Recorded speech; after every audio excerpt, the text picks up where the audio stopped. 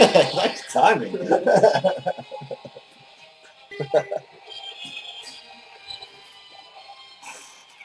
You can see our Hawaiian Flav. I got trying to get some music. We didn't go. This is supposed to be our pseudo post Super Bowl Pro Bowl. Yes. Going to Hawaii. Folks. End of the season. Creeping up on the NFL draft. Week and a half away. Next Thursday. Less than a week. Less than a week. Yeah, Thursday. Our first full blown. And we'll definitely have to do a podcast after the draft. Week 1. Yeah. So welcome everybody out to the National Players Club Garage Pod and Luau. Sitting here with Aaron Kilgore, the fantasy football commissioner.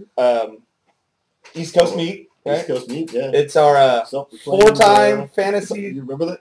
4-time fantasy champ? Super Bowl champ. Self-proclaimed fantasy guru. No, yours was. It's a playoff champ, Super Bowl champ. That's correct. Yeah. Like mine was like some rookie thing. Yeah, no, it's just the DK, not so funny comics, but. It's And we have joining us tonight, Trudy will show me them TDs. Then please keep your shirt on. So it's PG. But it's a family show. We're just throwing one out for the fun of it this weekend.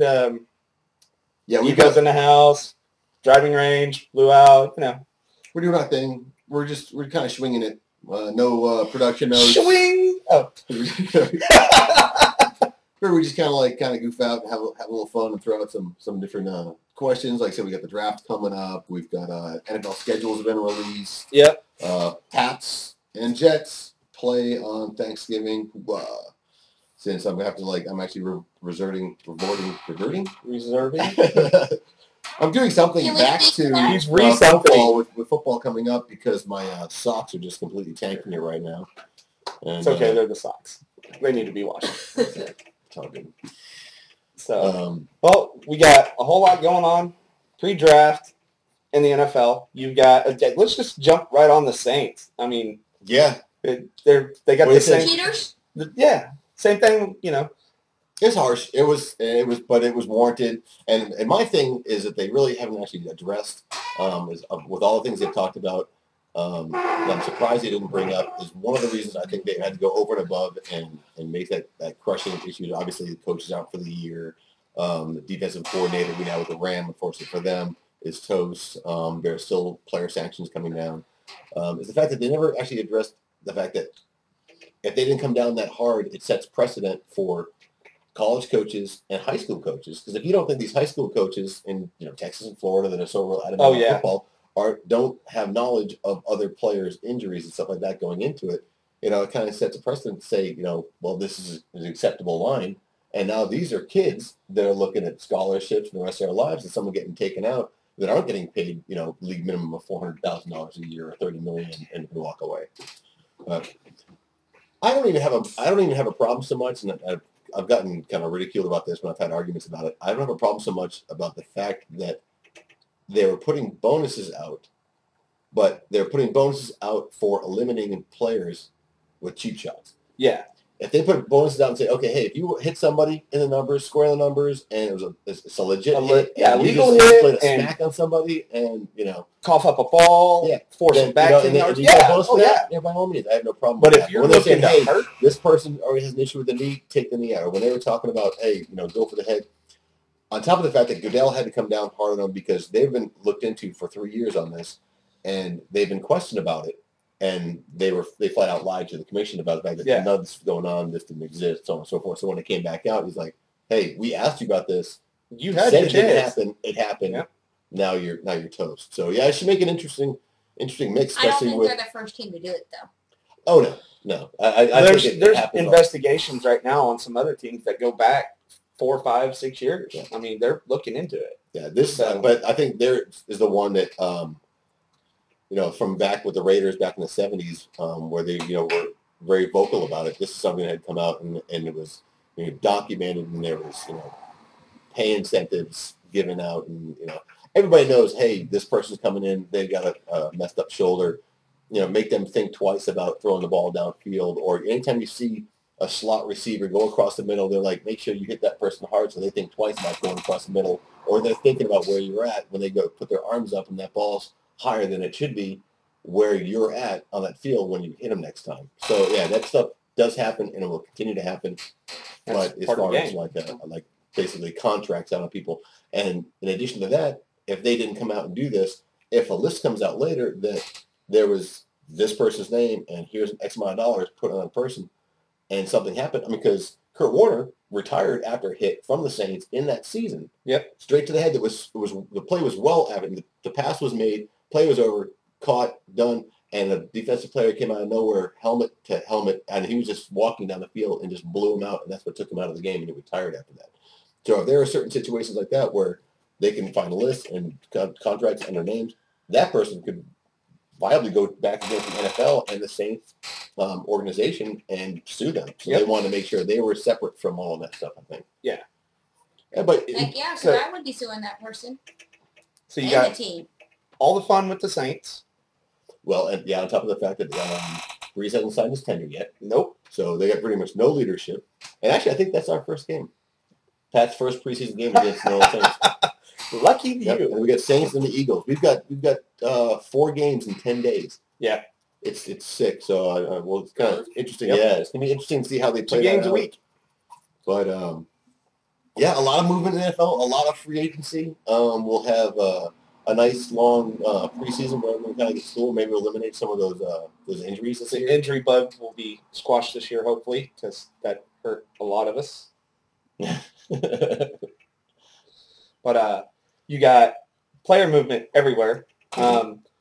John, it looks like you're going to be a Bronco fan with your Manning crush. Sorry. Yeah, I mean, you and your brother can actually, agree to disagree still. Yeah, sport, matching jerseys just with different colors at this point. But Brandon Marshall left the Miami and followed Manning. So, and although they haven't announced it, the Colts are going to go after Love. I mean, I think it's a foregone conclusion. Looks like RG3 is going to Washington. Believe. That's the last I heard. He was on the cover of Sports Illustrated donning a Broncos jersey. Really? Yes. That'd be interesting. Very. Well, especially because they kind of backed into the Super or into the playoffs last year. Right in the Tebow. Right, and Tebow wave, that's another issue. And now it's washing up on the shores of New York. New York, yeah. Well, and the thing is, New York did the same thing. And not to bring up a very sore subject against my Pats and the Jets, but the Giants. But when they won their last one against the Giants, immediately after that, with all the focus on the Giants, the Jets organization went out and signed Brett Favre. Yep. Brought a lot of media attention, brought a lot of, selling jerseys off. Not that he's not a good quarterback, but I think that there was also some hype involved in a very huge market to draw some attention away from the Giants back toward themselves, which I think maybe it played into them getting Tebow. Now, Sanchez has been subject. He's never, everyone says, he's a decent quarterback, but he's not going to get him to Super Bowl or playoffs. The same thing about Romo, but I put Romo at a far different level than I put Sanchez. But if you blow out 3 of those first 4 games, I guarantee you, just from hype alone, those stands and those New York fans are going to be jumping all over trying to get Tebow in there. Yep, they're riding that Tebow wave. But at the same time, what they say, his best game in his career, he threw 40%. Yeah. And that's, he won games, but he wanted, running Wildcat stuff out there, and people are going to figure that out and squash it. And I think the New York fans can be far less forgiving than the Denver fans were, because they really had. They could do nothing but they could do nothing. They could only do better. Right. Yeah, they were like, at this point, they're like, So you got that going. New York, I hadn't heard any. The Giants, I hadn't heard any big changes. No. What about your Pats? They don't have anything big going. We signed probably about a dozen wide receivers. It's out of control. We got Floyd, who upgrades our number 1 slot. Obviously, we maintained the 2 elite tight ends in Gronkowski and Aaron Hernandez. Welker has come back. They got a franchise tag on him. But in addition to that, they also brought back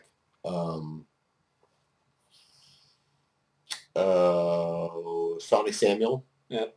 And they brought back another old Pat. Well, they signed Troy Brown. Oh, way back. They brought back another Pat's wide receiver. So yeah, we've got like 6 starting wide receiver. Ocho Cinco's still in the mix. Yeah. He's been talking up a big storm, saying he's now got the system. So I mean, someone's not going to make the team, but they're all there's probably about 4 aging elite wide receivers, but they're aging wide receivers, so it's all about who comes down there. Now there has been a change. I heard last week in the 1 through 4 slots on the draft. The kids going from college. A quarterback from Texas, from A&M, went from 6th or 8th, and he moved up to the 4th position. He's looking to go 4th overall. Here's the thing. It's the week before the draft, and within a week or 2 weeks before the draft, it's going to change again. Everyone in the top 25 are making a viable case for why they're a top 10 player. Yeah. And all of a sudden, the draft happens, and this team has this need, and this switch happens, and this trade gets made, and this position gets moved around.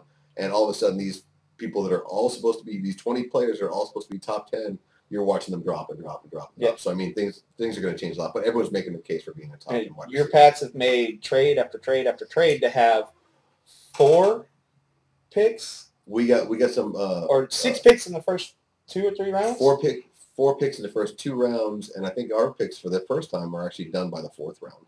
But inevitably we'll trade down. That's what we always do. We'll probably keep one of our number 1 picks. We'll take a defensive player. I'd like Sean Hill. I like him a lot, but I don't think with the wide receivers we had picked up, I don't think they'll go after him. They'll probably trade one of the first round picks to down and move to get a second round pick and maybe multiple 5 and 6 just to get some depth in defense. Yeah, because that was our although going to the Super Bowl, it was still our Achilles heel last year. So if you're going to take a holdover, do you remember any of your players from last year's team? Ray Rice. Ray Rice. Yeah. That's going to be your locked and loaded. He's still going to be, he'll still be top 5, top 6. I'm actually managed to grab Victor Cruz. I had him last year, and I let him go. Picked him up again to cover Andre Johnson from Houston because he was in and out. Put him in, and he went off. And then to fill another wide receiver slot, I had LaRon Robinson from Dallas, who was catching a touchdown per game, up to 2 per game. But only the last part of the season. Only the last part of the season. Yes. I would say, speaking of letting go. Send him to Jacksonville. Well, here's the thing, though. I think it was more important for them to secure the payment on the rookie corner, I believe it is, for Dallas. Yeah, we definitely need that corner. LaRon Robinson. Yeah. Now, from what I've seen, and that was nothing in Jacksonville because there's nobody over there. Yeah. I mean, you've got MJD, who I love to death. He was my franchise running back for years. But I mean, quarterbacks and other wide receivers, I think he's just going to get lost in the mix because it's just one of those. Maybe he'll get a move again. That's he's a. I think he's a great wide receiver. Someone moved over to Jacksonville. What was the quarterback that got moved over to Jacksonville? No, I think they're still going to try and go with Gerard. Yeah. I think that's the last I heard. I think they're still start Gerard, but I think another player went over there. What about you, TDs? You're still going to try and roll the dice and keep your boy Chris Johnson over there? Probably. Also got a wide receiver. Third time's always the charm, isn't it? Giants. Yeah. That's what I said about Mike Turner. It was the 4th time, and Christine got him. And he wasn't. I know. I'm definitely going after my Detroit Lions again. Yeah. Since someone who gave me the most crap about him jacked him from me last year. John. Well, look at me. Camera's there. You can say the name. I didn't take him.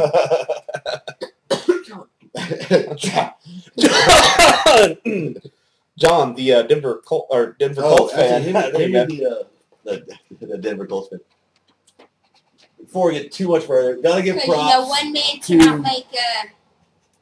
He's still blank. Apparently, the Saints had leaked some information that there may have been some subject contracts on other players in the league, and that one Mr. Brandon might be under investigation. So still blank. But for me.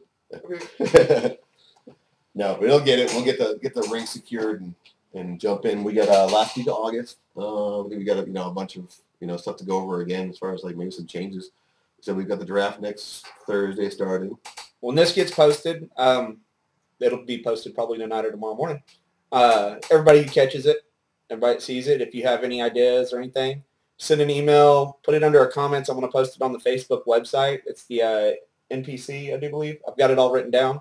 I will do a supplementary podcast to add on to this later. Tell everybody where to look and where to go. Let us know what you want to talk about come draft day. It's sneaking up on us, people. You want to come back next year, don't you? Yeah. Yeah. Well, you had an excellent draft last year. You have to stay so involved on those transactions on Tuesday morning. And I'm in school every morning. Yeah. That It opens.